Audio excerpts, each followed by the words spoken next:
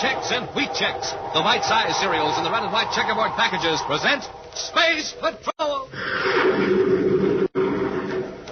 High adventure in the wild, vast reaches of space.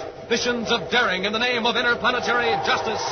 Travel into the future with Buzz Corey, Commander-in-Chief of the Space Patrol! In today's transcribed Space Patrol adventure, Buzz and Happy are in a surface car speeding down a highway toward Lowell City on the planet Mars. It looks like we're going to make it, Commander. If anyone was going to stop us, they've lost their Commander, look. I see it, Hap. It's an atmosphere ship. It's swooping down right on top of us. The Cobra gang. And there's no way we can fight them off. What they're waiting for. If that ship's armed, they're close enough to blast us to pieces. Uh-oh. What's that? It's a magnetic holding field. Smoking rockets are picking up the car. We're helpless. If they cut that field, we'll crash. We'll return in just a moment with today's exciting Space Patrol adventure, the Zero Ray. Rice Chex are the perfect size. It's tops with all the guys. Fit right into a spoon, good to eat, morning, evening, and noon. Well, hi, Space Patrollers. This is Captain Dick Tufeld, and that was George, the Space Patrol jingle maker, telling you in his way that Rice Chex are tops for size. For flavor, tops, too. Those Chex ring a bell. Any way you eat 'em, Rice Chex taste swell. Tops for taste, you bet. A delicious toasted taste. Rice Chex will ring the bell with you, Space Patrollers, any way you eat it. With a good breakfast or out of the box for a snack, eat Rice Chex, gang, for a quick comeback. A quick comeback or a quick go-ahead. You get it after a nourishing breakfast with Rice Chex. Because Rice Chex are tops for get up and go. If you like whole wheat, super keen and neat, make sure, Space Patrollers, the Chex you eat are wheat. Rice Chex, Wheat Chex, in the red and white checkerboard package, with the picture of Commander Corey or Cadet Happy on the outside and the free Space Patrol trading card inside. Rice Chex, Wheat Chex, tops three ways, for taste, for size, for get up and go. And now today's Space Patrol adventure, the Zero Ray. With Emil Gargoth at last in custody on Terra, Commander Corey has had every right to consider the menace of the Cobra gang to be ended. Even if Gargoth should stubbornly refuse to name his henchmen, the brainograph could easily reveal their identities and every detail of the elaborate structure of the criminal organization. But something has happened to prevent the immediate use of the brainograph on Emil Gargoth. In his central office at Space Patrol headquarters, Commander Corey fumes at the delay. There isn't any excuse for this. I gave orders that Gargoth was to be watched every second. Maybe he really did get sick, Commander. Of course he's sick. Must have had some chemical concealed on him. Somebody slipped up when they searched him. Well, anyway, he'll be out of the hospital in a day or so, and then we can give him the brainograph test. By then, most of his important agents will know Gargoth has been captured. They'll have time to get away. I guess that's right. But at least they won't be operating as the Cobra gang. There'll just be a lot of individual rats running for cover. So much depended on a fast closing in on Gargoth's leaders. Now get that, will you, Ham? Yes, sir. Commander Corey's office. Cadet Happy here. Yes, Dr. Arnold. Yeah, he's right here. Commander, it sounds important. Yes, Dr. Arnold. What? But I posted a guard. I'll be right over. We've got to get over to the Terra Hospital right away. Gargoth has escaped. A few moments later, in the office of the superintendent of the Terra Hospital, Buzz and Happy listened to a greatly distressed Dr. Arnold. Before you question your guards, Commander, I want to accept full responsibility. Emil Gargoth was admitted here as a criminal and as hospital superintendent. Just a minute, Dr. Arnold. The matter of responsibility for Gargoth's escape is secondary right now. I want to find out where he is and how he got away. I'm sorry, I can't tell you that, Commander. There was so much confusion at the time. All right, Doctor. Happy. Yes, sir? Bring those two guards in here. I'll find out why they left their posts at the door of Gargoth's room. I can tell you that, Commander. Now, hold it, Hank. All right, Doctor.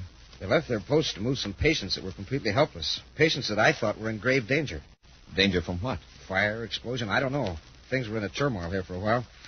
What do you mean, fire and explosion? Well, everything went crazy all of a sudden. From all over the hospital, patients were complaining that their rooms were too warm.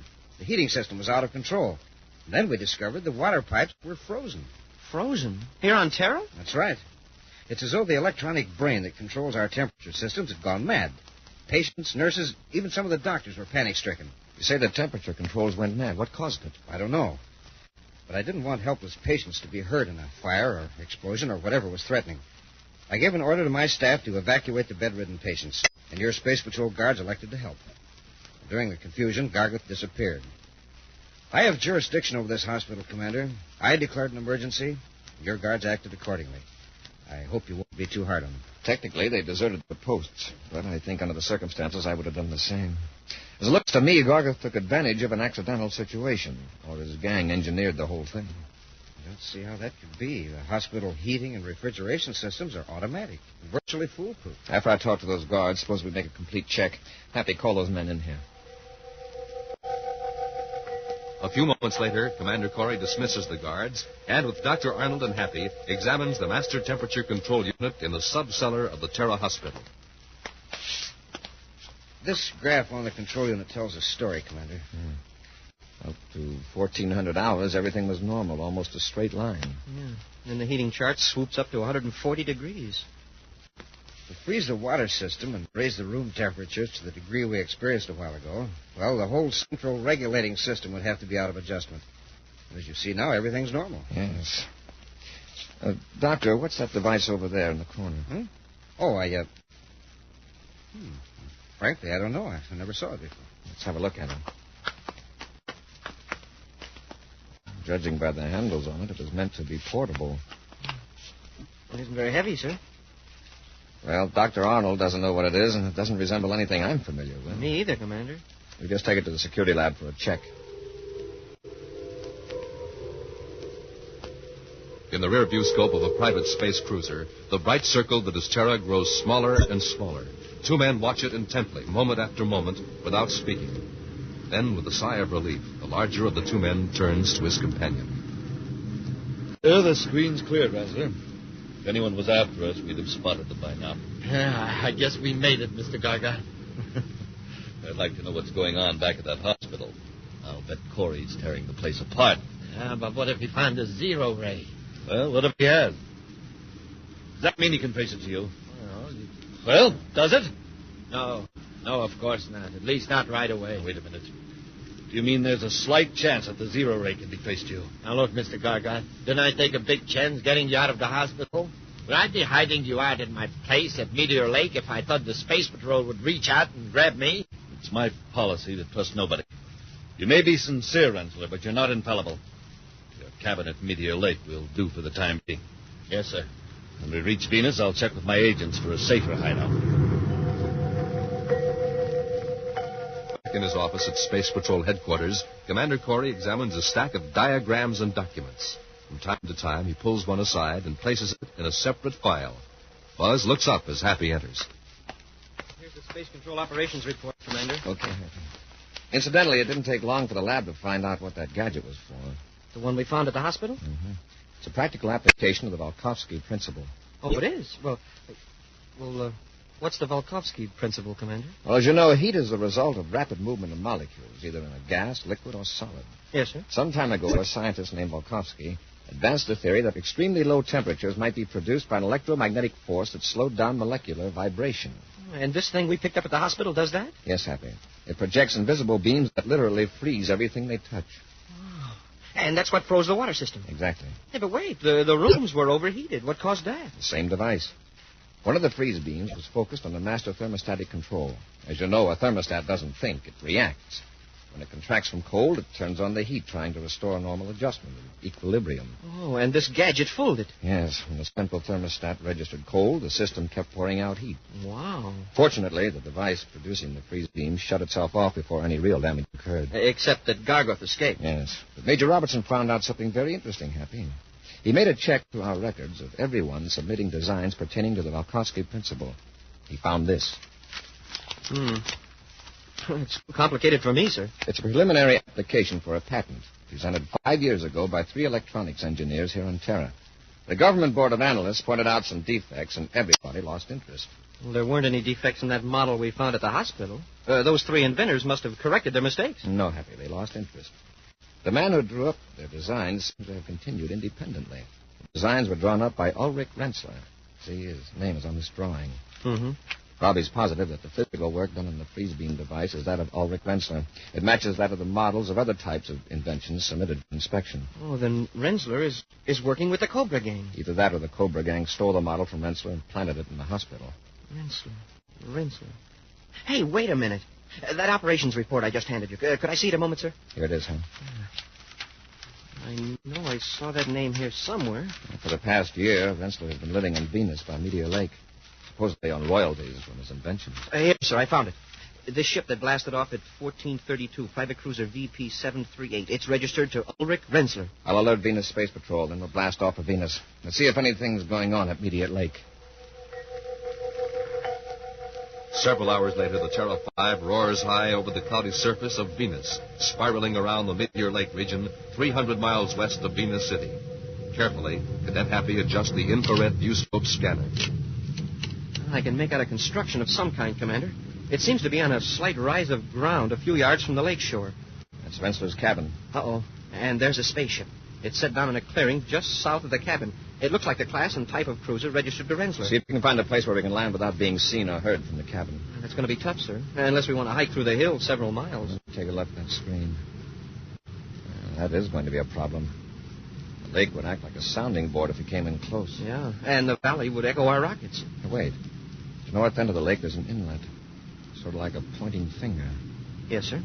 That inlet is shielded from the cabin side of the lake by this curved ridge. A low gliding approach from the north might do the trick. We'd have to land on the other side of the inlet, but that ridge might dampen the sound. Yeah. Still means a hike nearly halfway around the lake, but we stand a good chance of surprising Rensler and Garga.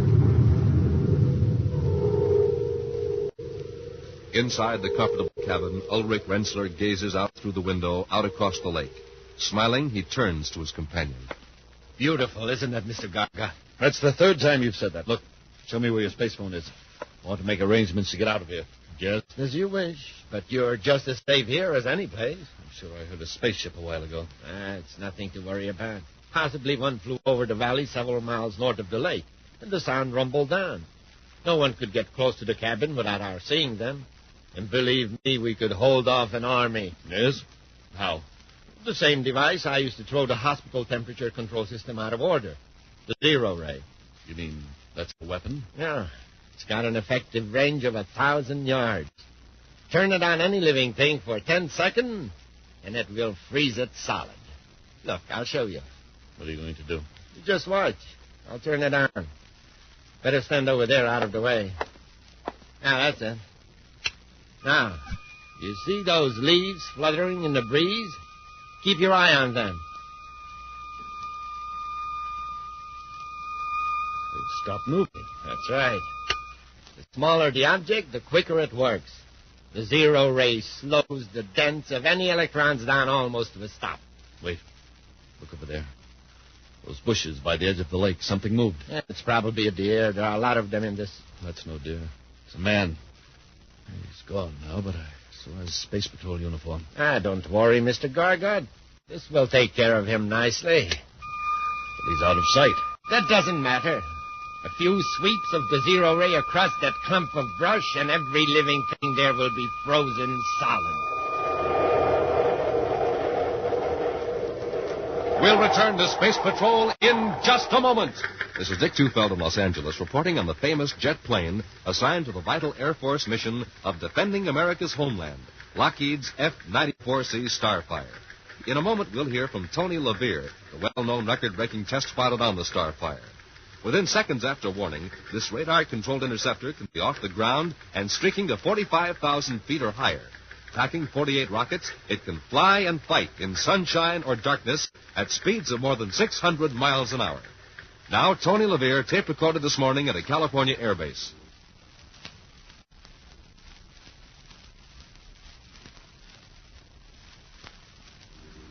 You know, good health is important to a test pilot, and I have to stay in top condition.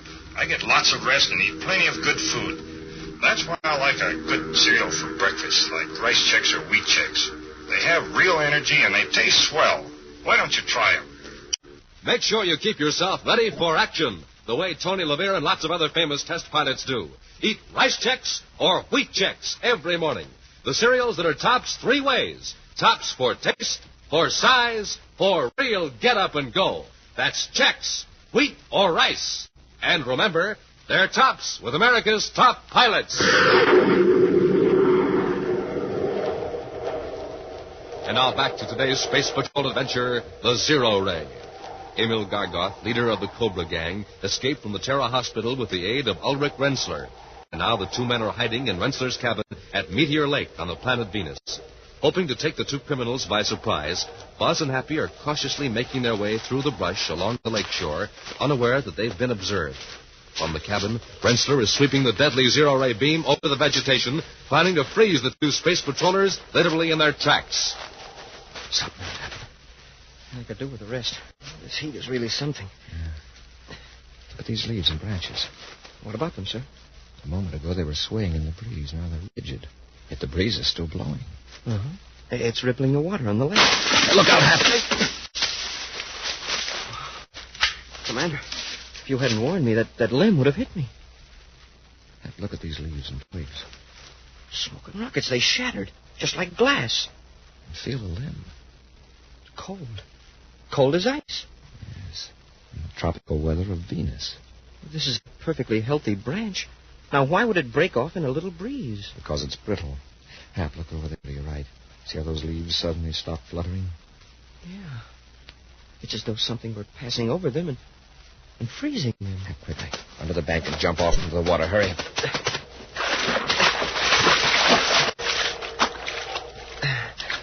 Wow. I'm glad we jumped instead of dived. The water isn't even up to our hips. Rensler and Gargot have one of those freeze beam machines at the cabin. Then they've seen us. Probably. They aren't sure exactly where we are, or they wouldn't be swinging the beam around like that. I hope that bank is high enough to shield us. It is. The beam is right over our heads now. How can you tell? That branch just above us suddenly stopped moving. Well, look, sir. The tree on the left is still moving. Yeah. Must have shut off the freeze beam. They figure they finished us, huh? We'll keep to the water and look around past the cabin, and maybe we can surprise them.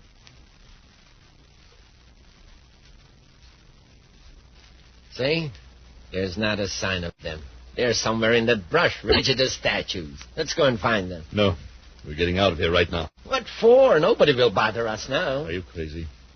How do we know that a whole fleet of space patrol ships won't be landing here any minute? Yeah, maybe you're right. But I still don't think Mars is such a good place. You operated from there for a while. I operated from Lowell City. This place I've got in mind is a way off from everything. Yeah, you showed me on the map. All right, Mr. Gargon, I'll load the zero-ray equipment in the ship. So Leave it here. I don't want to take time to bother with it. Let's get out of here while we've got a chance.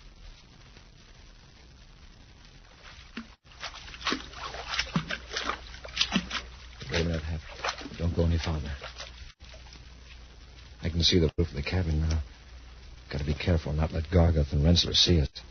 It's going to be rough, passing the front of the cabin. The bank isn't very high, and there's no vegetation. Smoking rockets! There's a spaceship blasting off. Oh, they got away. I guess they knew that we dodged the freeze ray. Not necessarily. See, they're nearly out of sight already. And it'll take us at least an hour to get back to our ship. Let's go to the cabin instead. Spaceophone Venus City to alert patrol ships to look for Rensler's cruiser. I hope they haven't smashed their spaceophone transmitter. Now, come on, Hap. Keep under cover as much as possible. For all we know, somebody may still be at the cabin. Cautiously, Buzz and Happy work their way toward the cabin, then softly approach the door, which stands wide open. Maybe somebody's in there after all. The door's open. Well, we've got to come out in the open now. Come on. I'll go in first.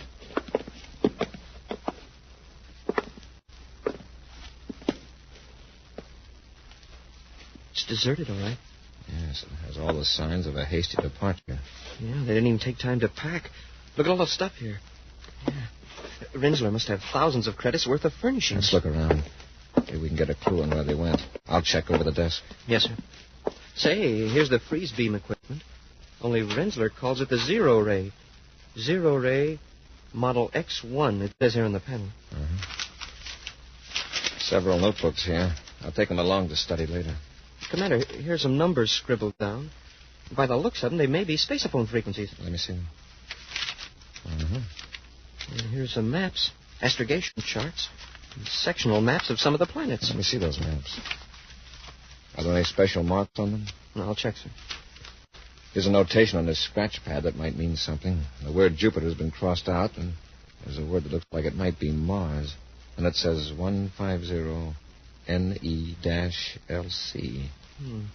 150 NE-LC. It doesn't mean a thing to me. Oh, Commander, here's a chart of sector H5, Mars, and it's got a mark on it. Let's see. It's a tiny cross. That's all arid desert in that region. Cross is between Lowell City and a nearly played-out mining area. Wait a minute. Let's see the scale. Happy, what if NELC stood for northeast of Lowell City? How far is that small X from Lowell City? About 150... Say, 150 NELC. Yeah, it fits. 150 miles northeast of Lowell City. I'll space it for Mars Space Patrol to check on that area from very high altitude so we won't scare anybody away. Then we'll blast off for Mars. Great. But I sure dread that long trek back around the edge of the lake to that ship.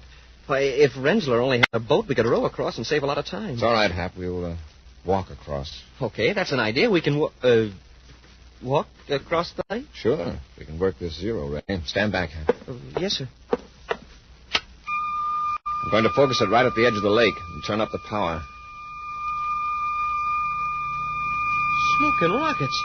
The water's turning to ice. A whole strip of it. A strip as wide as the freeze beam. After I make that space phone call, we'll carry the zero-ray machine down to the lake and make our bridge of ice ahead of us as we cross. In the small sleeping compartment of his private cruiser, Ulrich Rensler tosses fitfully on his bunk as the ship streaks through space toward the planet Mars. Suddenly, he awakens with a start as a hand grips his shoulder. Come on, Rensler, wake up. Oh, it's you, Mr. Gardner. Who did you expect it to be? Nobody aboard but us. Just jumpy, I guess. Do you want me to take the controls for a while? Yes. That isn't why I called you. Your quick freeze ray didn't work back at the lake. What? How do you know? I overheard part of a space phone conversation. You know who that was trying to surprise us at the camp? Commander Corey. Corey? We not only missed him, but he's wise to our plan. He knows we're going to the desert outside of Lowell City. Oh. How could he possibly know about that? All right, don't get excited. I've got a plan worked out so we can finish Corey for good. Wait, Mr. Gargan. Let's leave Corey alone. It's foolproof, Rensler. Corey's going to search the desert in a surface car. He figures he can pass for somebody connected with one of those mining outfits in that area. Yeah. We'll switch to an atmosphere ship at Hubble Settlement on the other side of Mars. Then we'll take care of Corey. With Lowell City far behind them, Buzz and Appy roar over the Martian desert highway in a sand-scarred surface car. From their rough work clothes, they appear to be a couple of mining engineers on their way to one of the lonely quarries or mines on the Martian wastelands. Gee, Commander, we've come more than 50 miles and we haven't seen a soul. It's probably why Gargot's picked this region for a hideout. With this battered-up car and the surveying equipment, we ought to be able to get pretty close to his place without exciting suspicion. That's what I'm counting on, Hap. With all those tools back there, we can be independent prospectors if we have to. Commander, look. I see it, Hap. It's an atmosphere ship, and it's swooping down right on top of us. That ship's armed. They're close enough to blast us to pieces. Hey, what's that? It's a ship's magnetic holding field. Smoking rockets. Hey, they're picking up the car. They're right off the highway. We're helpless. If they cut that field, we'll crash. Well, the ship's sure gaining altitude fast. Yes, it's too late to jump. Are you all right, Commander? It's Gargoff. Listen to me, Commander. Switch your space phone to 478.2 megacycles. And don't attempt to contact Space Patrol headquarters or I'll cut the holding field and drop you. Understand? Yes, Gargoff. I understand. We are now 100 feet off the ground. Rensler will maintain this altitude until we're far away from Lowell City. We're over the hills. I shall cut the holding field and drop you into a most inaccessible spot, miles from a highway or road. Chances are the wreckage will never be found. Just how do you think you're going to get off of Mars? Every spaceport is being watched, and this is only an atmosphere ship. I have a spaceship ready, and it's miles from a spaceport, Commander. Now, if you'll excuse me, Corey, I'll keep a sharp lookout for Space Patrol ships. What a fix. Not a patrol ship in sight. No. Sure that space phone switch is at the off position, Hap. I don't want Gargoff to hear us. Believe me, there are a few things I want him to hear. Gotta work fast, Happy. What can we do? We're suspended under the belly of a ship 100 feet off the ground, and Gargoff will probably take us higher before he drops us. Hap, reach back in that tool chest. Yes, sir. There's an atomo torch there? Yes, sir. Good. Now listen, right above us in Gargoff's ship is a small cargo bay. Now get busy with that cutting.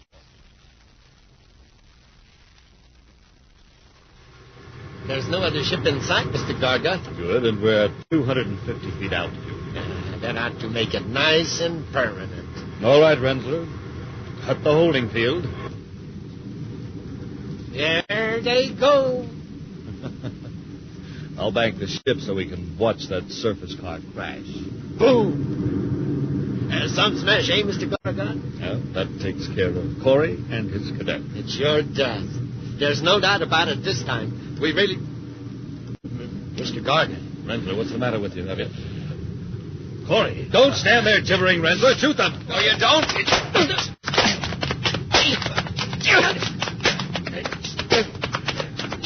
Hey, Commander, the controls. Gargo's trying to crash us. We're driving straight for a hill. Hold Rensselaer, Hap.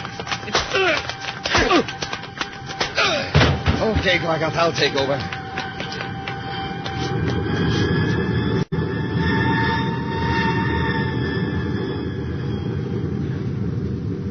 Oh, you pulled her out just in time. I'll take the ship into Lowell City, Hap. This time we'll make sure Gargoth doesn't pull any tricks and escape. No, sir. He won't get a chance to dodge the brainograph test by going to the hospital either. Yeah, Gargoth, you're going to the brainograph with a clear head if I have to knock you cold. An action preview of next week's exciting Space Patrol adventure in just a moment.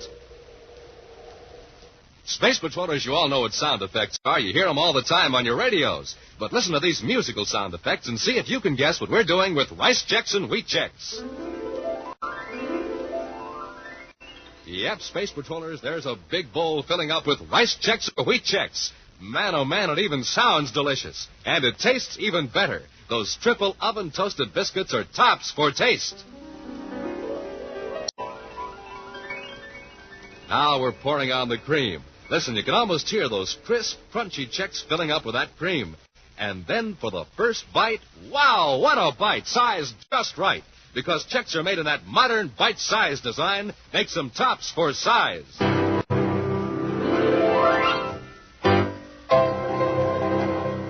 Hey, that's you, blasting off for a big day of action after a good, nourishing breakfast with Chex, the cereal's tops for get up and go.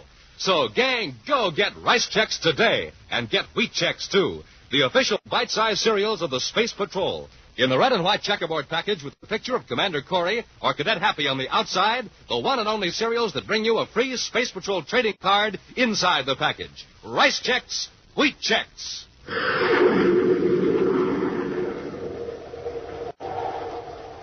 Now, a preview of next week's exciting Space Patrol adventure. Buzz and Happy are in their spacesuits, advancing across the rocky surface of the planet Mercury toward the hideout of an escaped criminal. Hold it, Happy. Something moved up there ahead of us. It looked like an animal of some kind. An animal on Mercury? That's right. Well, whatever it is, there's another one. Pat, it's a small robot. Castro is probably using them to observe us. They look like turtles, except that they move a lot faster. We'll go back a few hundred yards and figure out another plan of action. Pat, look behind us. We're surrounded by them. Yes, sir. Oh, your leg! It's some kind of weapon. They're shooting plane rays right through our spacesuits. They're closing in on us. Dozens of them. Commander, I can't move. Be sure to join us next week for the thrilling story, The Super Brain of Volmer Castro, when Rice Checks and Wheat Checks again present Space Patrol. Space Patrol, created by Mike Moser, starring Ed Kemmer as Commander Corey and Lynn Osborne as Cadet Happy, was written by Lou Houston, produced and directed by Larry Robertson, executive producer Mike Devery. Other players were Ken Mayer, Norman Jolly, Baylor Kovach, and Stephen Robertson. Dick Tufeld speaking. Now, don't forget to tune in next Saturday and every Saturday when Rice Checks and Wheat Checks again present Space Patrol. Be sure to see another exciting Space Patrol program on your local ABC television station. Consult your local paper for time and channel. This program is broadcast to our armed forces overseas through the worldwide facilities of the Armed Forces Radio Service. Space Patrol came to you transcribed from Hollywood. This is ABC Radio Network.